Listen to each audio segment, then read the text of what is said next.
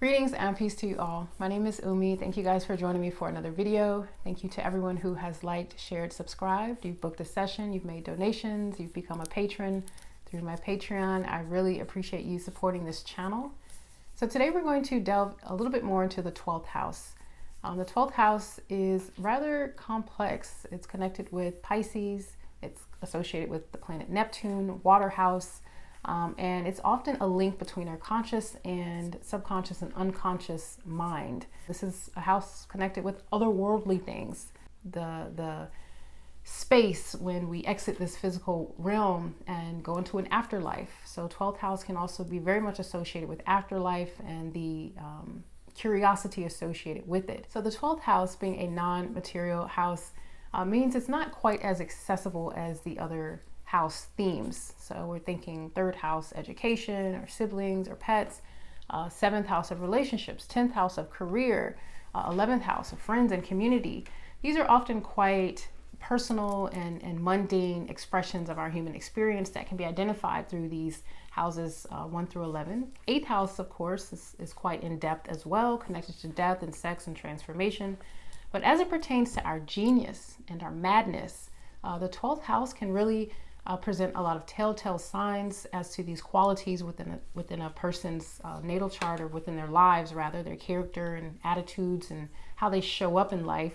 So again, the 12th house is connected with things like hospitals or psychiatric wards. It's connected to philanthropic work.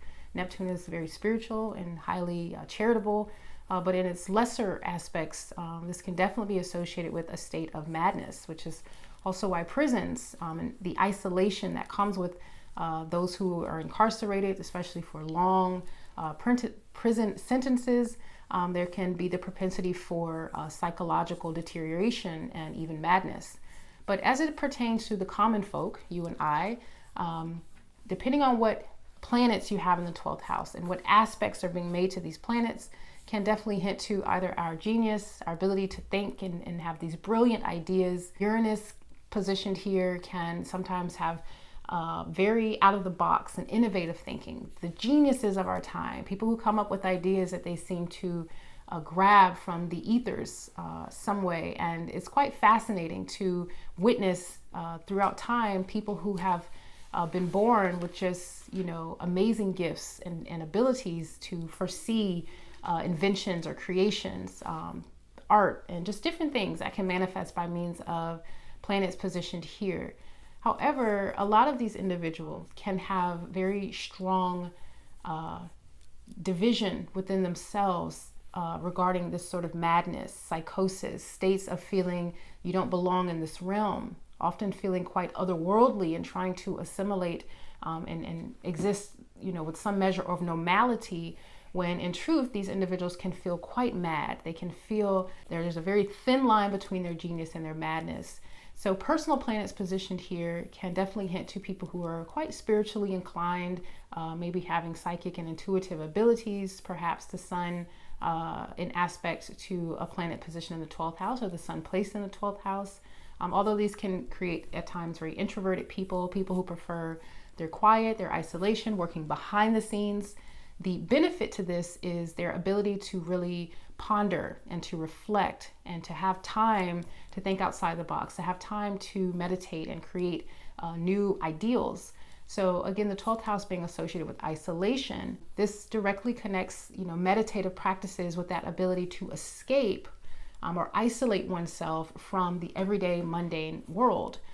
So other means that people can escape with 12th house placements, the moon positioned here, or Venus positioned here, Mars positioned here, at times can create people who want to escape by means of very radical or extreme activities, doing things in secret. They somehow get somewhat of a high or an ability to escape the ordinary world when they're embarking or participating in activities that are very hush-hush and clandestine, but also individuals who can escape through drugs and alcohol.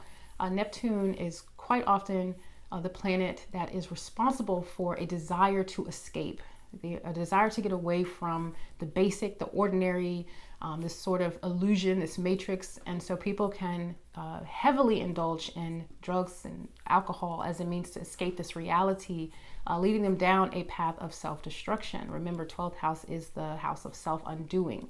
So there are a number of indications that madness, people who seem to see or perceive things that is not physically real or evident to the average onlooker, these individuals can often be classified as schizophrenic or having some type of psychosis or psychological issue, and can be placed in facilities or centers where they're there for further treatment and observation. From a medical perspective, of course, there's a need to diagnose and to define these situations and issues with logic and some type of scientific validation.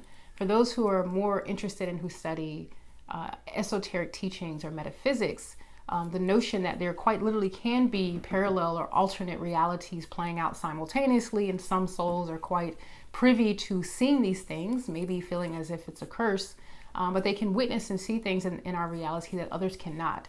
But it does not mean that these things are not real or they're not valid. It just means that the average person can't see it. The average person can't perceive what it is they're perceiving in their reality.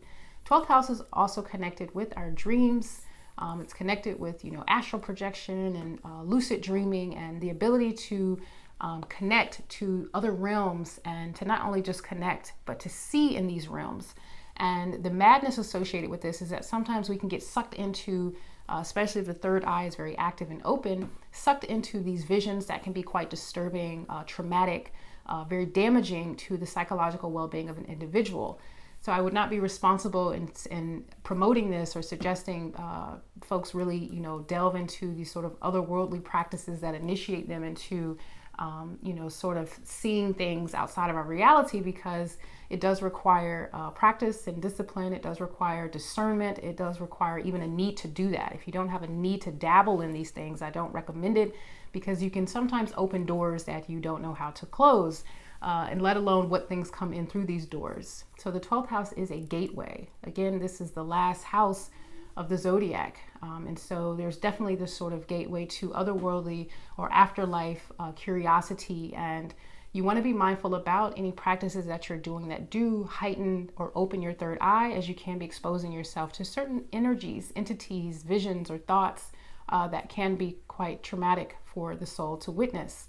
Now, the genius, again, there are many great thinkers, scientists, inventors, and creators and artists who have quite a strong 12th house placement. I've mentioned before about Freud and Nietzsche and Carl Jung, and some of our noteworthy psychologists that are still, their work is still studied to this day. All of them had quite strong or significant 12th house aspects that would indicate their interests and even exploration of depth psychology, the ability to understand the human psyche and what is coming in, filtering through from the subconscious into our conscious awareness, as well as what things are going and being suppressed and tucked away and hidden in the subconscious and unconscious.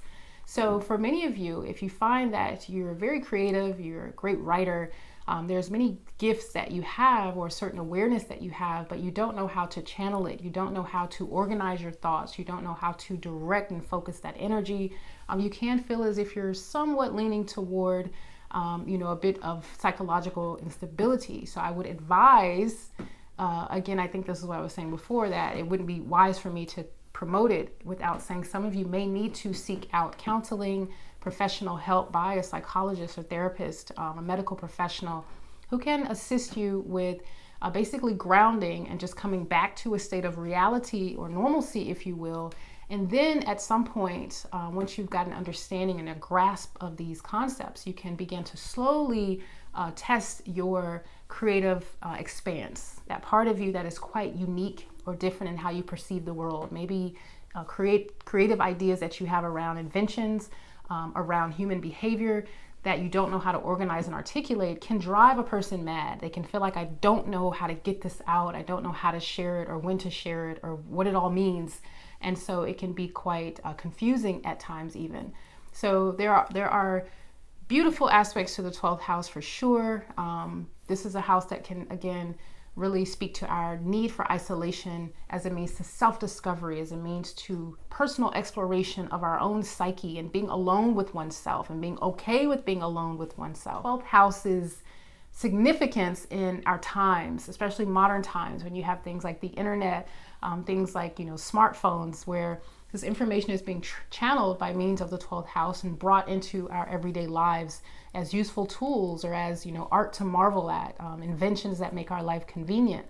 So I wanted to share that with you all. Do you find that with your personal 12th house placements, you're somewhat oscillating between your genius and madness? This Dr. Jekyll and Mr. Hyde personality archetype that can develop in all of us.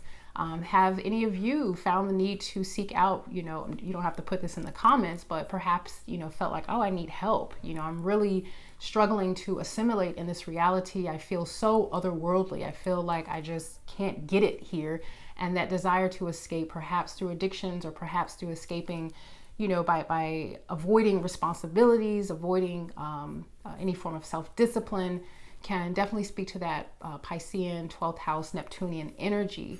So your natal chart will reveal much of this. If you're interested, definitely share your experiences. You never know who you are inspiring in doing so.